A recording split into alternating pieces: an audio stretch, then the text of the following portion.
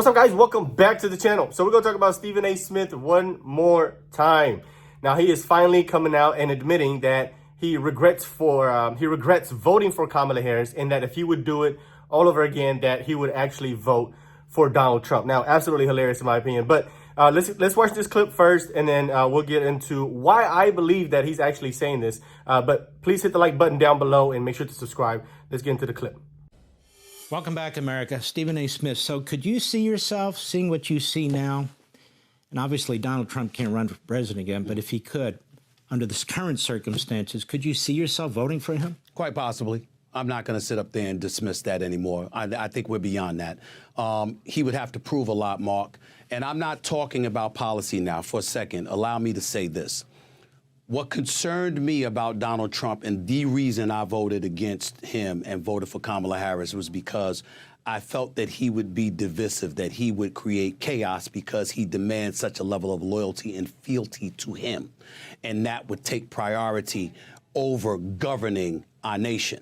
That was my concern. And so I'm looking for both sides to work across the aisle from one another. Having said that, when you see some of the things that he said, if he follows through on some of the things that he has said, it's not just about eradicating inflation, improving the economy, obviously controlling our borders. These are all things that I care about, make no mistake about that, and I certainly would support him in that regard. But it can't be just about fealty to him and loyalty to him. It has to be about getting the job done on behalf of what's in the best interest of the American people, as opposed to yourself, and not engaging in the kind of juvenile tendencies, tweeting all the time and going after people who are really much irrelevant in the grand scheme of things. You do things like that and you show that you're the adult in the room, yeah. I don't think anybody could dismiss Donald Trump at this particular moment in time, not just because of him, but because of what we've seen the Democrats do. We're not falling for it any longer. The American people aren't falling for it any longer. I voted Democrat, and I got to tell you something right now. I don't like the fact that I did. I don't like what I'm seeing. I don't want to hear about, oh, we're about law, we're about a law. Nobody's above the law. Nobody's above the law. But then you go out and you pardon your son and you try to blame everybody else for it. I don't want to hear about defund the police. I don't want to hear about, you know what, there should be open borders. I don't want to hear this stuff.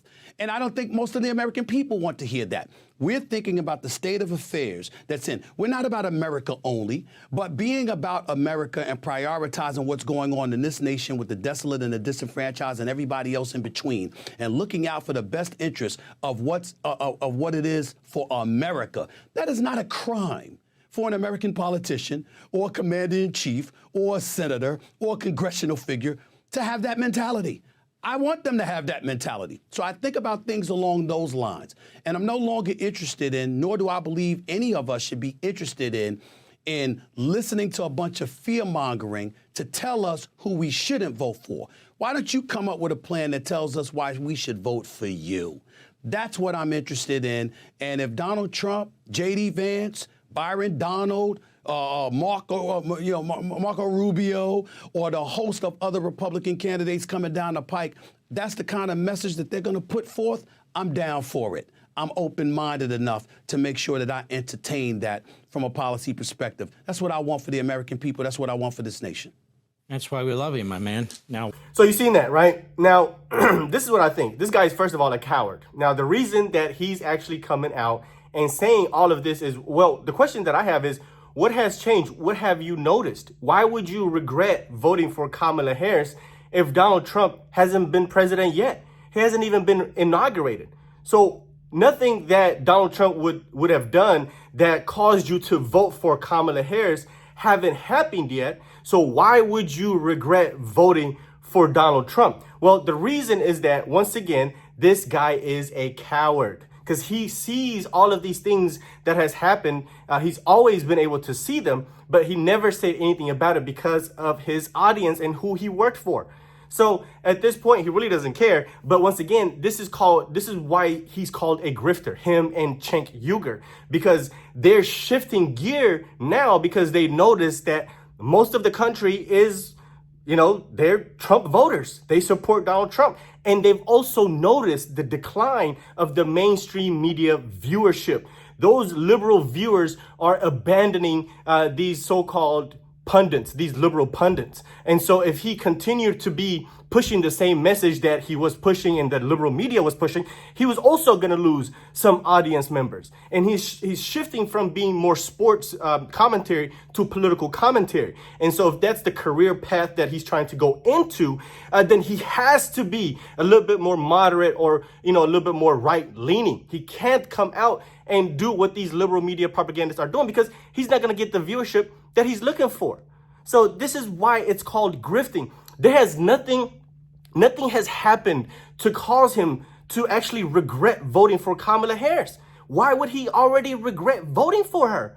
Well, one, because he just realized, like I said, how big of an audience or how big of a support that Donald Trump has.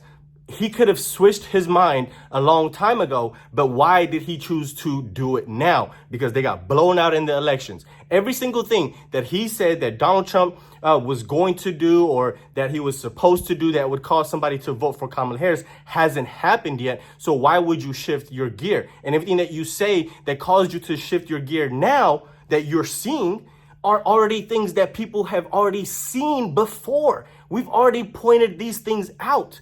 And you've probably already noticed these things. So you didn't shift your mind and change your mind then when everybody was pointing it out. And I'm sure you've already noticed it then as well. But no. You waited until the elections were over and until she got blown out. That's why nobody trusts people like Stephen A. Smith or people like Cenk Uygur when they come out and say that, oh, they're supporting Donald Trump or they're no longer a Democrat. Bro, nobody's buying the BS. Nobody is buying this BS. You're what we call the grifters. You should have already switched your mind, changed your mind a long time ago when all of these things that caused you to change your mind now were blatant and obvious and clear.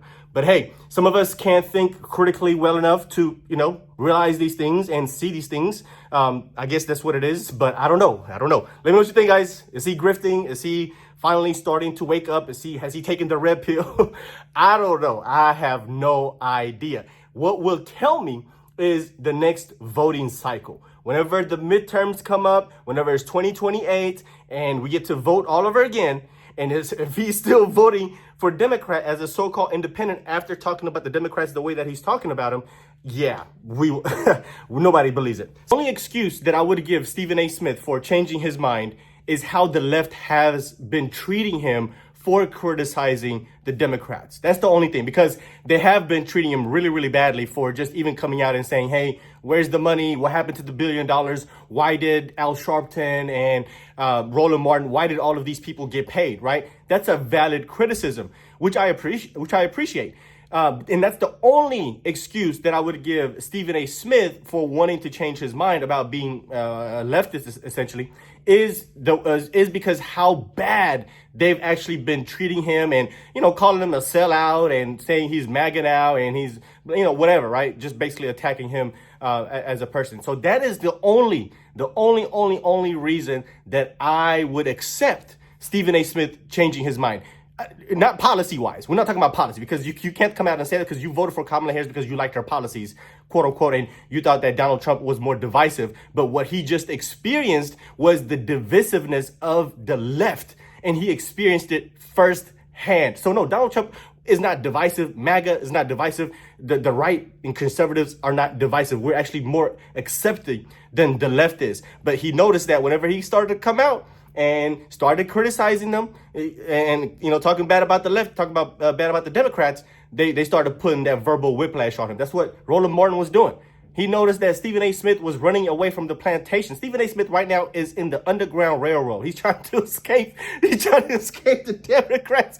And they sent out Roland Martin after him to give him a couple of verbal whiplash. But I appreciate you, Stephen A., for standing your ground, but that is the only valid excuse that you have for wanting to leave the left, is because how divisive they actually are. So anyway, let me know what you guys think. Let's talk about this video in the comment section. Hit the like button down below, and I'll see you on the next one. Peace.